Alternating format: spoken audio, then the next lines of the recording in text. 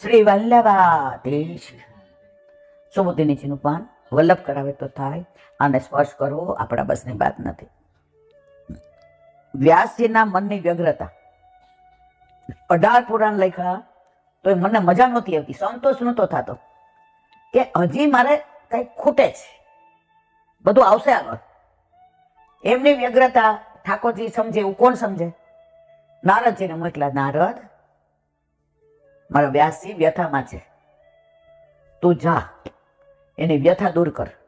નારદજી આવી અને સમજાવ્યું કે અત્યાર સુધી જેટલા પુરાણો લખ્યા એમાં ઠાકોરજી મેઇન નથી, કરતા નથી, બધાની હારે ઠાકોરજીના ગુણગાન કર્યા છે.